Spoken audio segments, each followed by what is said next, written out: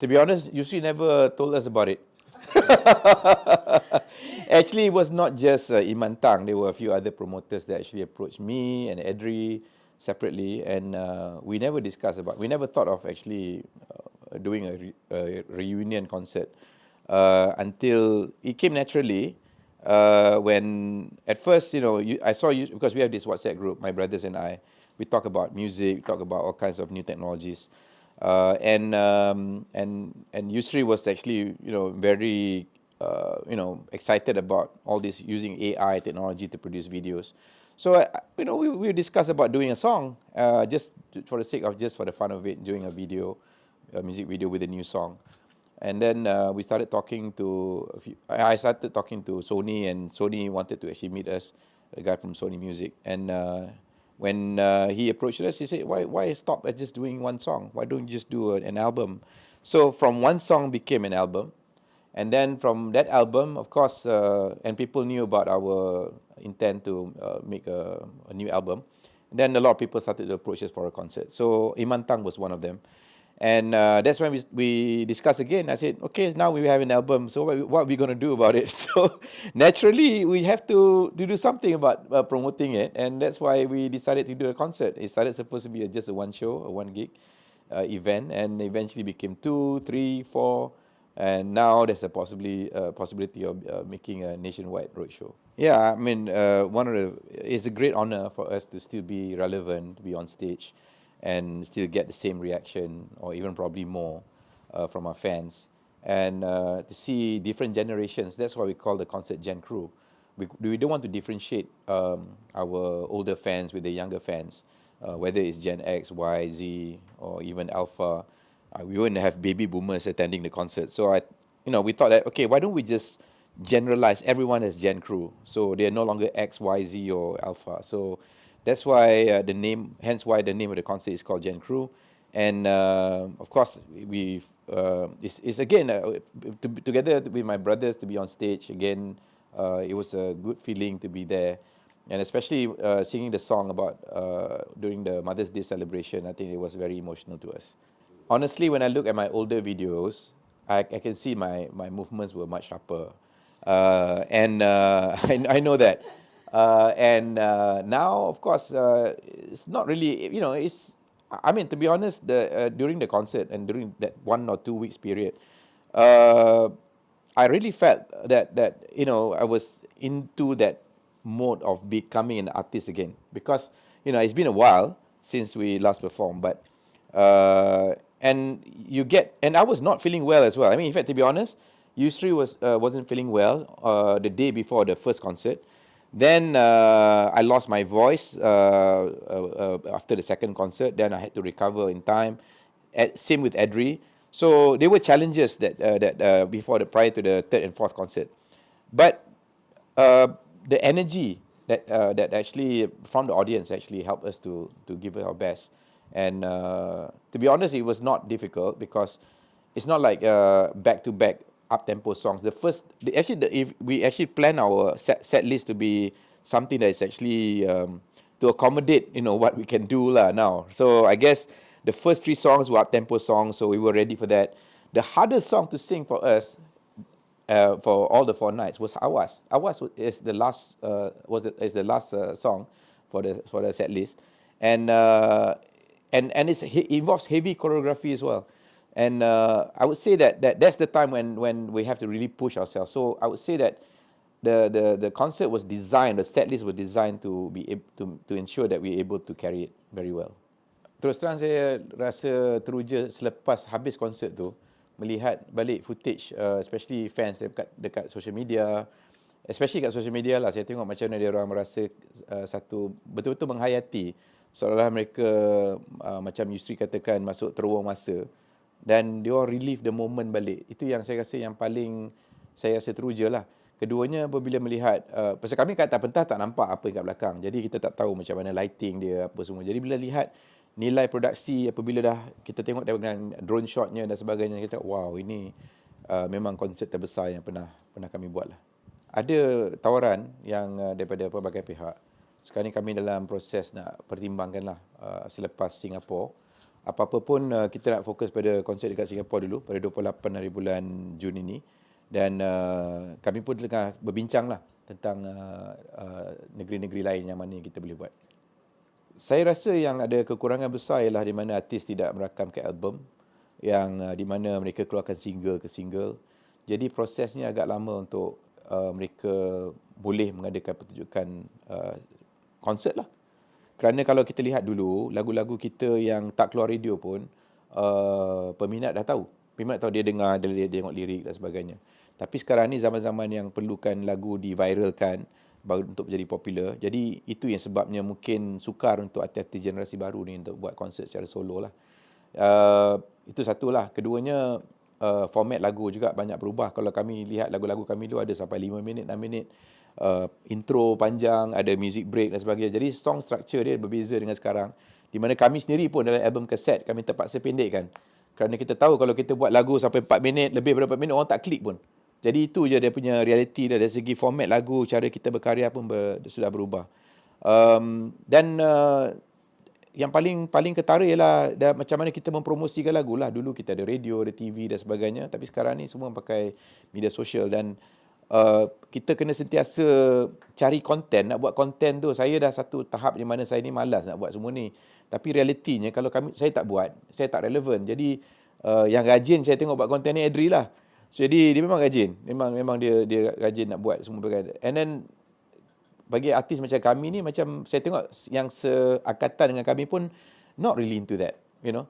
We're not into that, nak cari peluang, nak dapatkan sikit-sikit, nak bercerita dengan orang kan. So jadi banyak sangat perbezaan dia. Kalau ikutkan perbezaan 30 tahun yang lalu, saya dah lalu pelbagai dekad ni, saya rasa memang sekarang ni memang caranya lain lah. Bukan saya katakan dulu lagi best ataupun lagi sekarang lagi best, tak. Saya cuma cakap ni memang banyak perbeza. Terus terang saya rasa realitinya lagu-lagu yang dimainkan streaming kan, kalau dekat YouTube, Spotify, Apple dan sebagainya, sebenarnya pendapatan tak sebesar manalah berbanding dengan artis antarabangsa. Kalau dekat Malaysia ni pun saya rasa market share kami artis-artis tempatan pun lebih kurang 30 hingga 40% saja. Kebanyakannya duitnya pergi ke luar negara. Dan kalau kita lihat dari segi pendapatan untuk siaran awam, public performance, radio, TV dan juga persembahan, itu kita nampak ada banyak peningkatan dari segi dia punya pendapatan. Tetapi itu dari segi kutipan tahunan lah kita dapat. So jadi royaltinya saya rasa masih lagi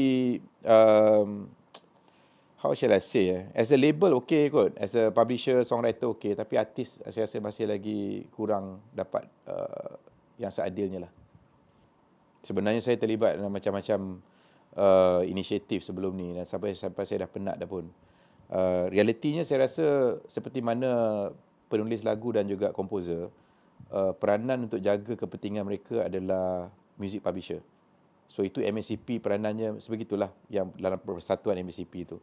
Tetapi kalau kita lihat industri muzik ni, artis buat hal sendiri, label buat hal sendiri. Jadi sepatutnya kalau dari segi organisasi yang struktur yang lebih baik adalah syarikat rakaman tu kena jaga kepentingan artis. Jadi itu pandangan saya lah secara peribadi.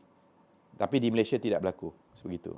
Ya, kerana artis-artis tu apabila mereka tamat kontrak dengan label tu dah mereka macam jadi free agent dan di situ yang di mana kepentingan mereka tu ditinggalkan lah. It's not about being lack of transparency. I think there's no unity. I think that's the problem that we have now. We are not working together to achieve a common goal.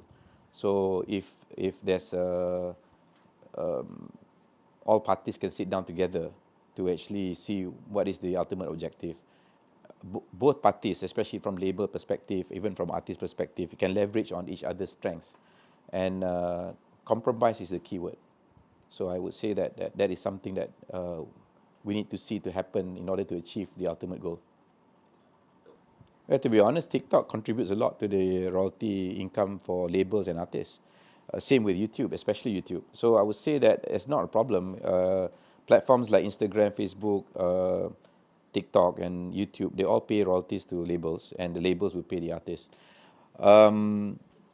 What becomes a problem is when, especially during the live, especially for GenKRU, if I were to actually relate back to the concert, there were parties that actually recorded the entire concert and even made a live stream out of it, or even upload the entire concert on YouTube. So that is illegal. because even though that they were never authorized to upload the entire concert, because we technically we're doing multiple events with GenKRU, including Singapore. So it's not fair for those who have purchased the ticket in Singapore can actually see it for free, even though it's not well produced. It's from a recording from a handphone from a distance. It's not the same as actually being there, but it's still not right, because that is wrong. It's just like you're going to a cinema and do a live stream while watching a movie, so that is wrong. But normally content like that would be taken down almost immediately. So the one that actually what you mentioned just now about songs being shared and being used by various users, and then having attach it to their own social media content, that's fine, because I think the royalties are being tracked. Pada saya inilah trend dia. Saya rasa tak ada salahnya. Macam dulu satu ketika program reality TV yang memperkenalkan artis, ataupun sebelum tu ada cara-cara lain. Sekarang ni orang kenal artis tu oleh kerana dia jadi influencer, dia jadi famous dan sebagainya. Orang nak dengar lah. So janganlah kita nak kata kecam orang tu best ke tak best kan. Jadi kalau orang suka, orang tak suka kan. Jadi pada saya pun pernah bekerjasama dengan beberapa artis influencer ni. Dia orang bukan datang sebagai seorang penyanyi, tapi memang dia orang berpengaruh.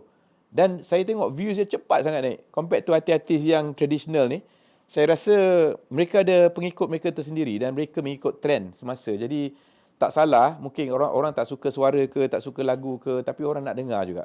Dan lagu ni lah sebenarnya magic pasal lagu. Tak semestinya just jadi penyanyi terhebat dalam dunia pun, tak semestinya orang nak dengar. You tak pandai nyanyi pun kadang-kadang, tapi pandai entertain orang cari juga. So jadi that's the reality. That's entertainment. Once again, saya sendiri pun pernah lagu-lagu KRU kena ban. Jadi saya pun tak tahu mana salah KRU, tapi mungkin dari kacamata mereka yang buat polisi ketika itu, melihat ada benda yang tidak melanggar norma-norma sosial kita. Jadi sama juga dengan yang mereka yang buat konten sekarang. Jadi bagi saya, kalau orang tak suka kecam, tapi kadang-kadang saya tengok ada artis-artis, ada pun selebriti ni, influencer ni, dia lagi kena kecam lagi dia suka. Pasal itu dia dapat reaction dan dekat situ dia konten lagi viral. Jadi kalau kita tengok algoritma platform pun sama juga. Dia lagi banyak reaction tu. Jadi lagu tu, dia punya konten tu lagi di recommended kan. Jadi saya tak tahulah, mungkin itu strategi. Tapi masing-masing tepuk dada tanya selera lah. Mereka ada hak untuk buat apa juga. Selagi tidak melanggar undang-undang negara kita, saya rasa tak ada masalah kot.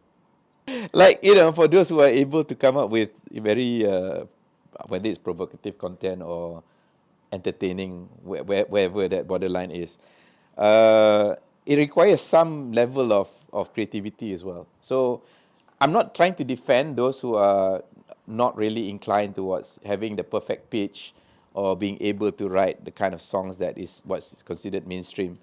But everybody that produces content, definitely they want to capture certain audience. So I think as long as you entertain your audience and they are entertained, that's fine. Some people may not like KRU, and we accept that reality. I know, I just had that conversation just now, that even at our peak, the highest sales that we got was only about 200,000 copies, and Raihan back then did about 600,000 copies. So, and there were even like Ella did about 300,000 copies. So we realized that the reality is that we only can do so much with the kind of music that we produce, and we capture our audience. And that's the most important thing. So whether these artists, we consider them with talent or not, as long they are able to actually capture the attention of their target audience, and their audience can relate to their content, then what's wrong with that? So I think that's fine.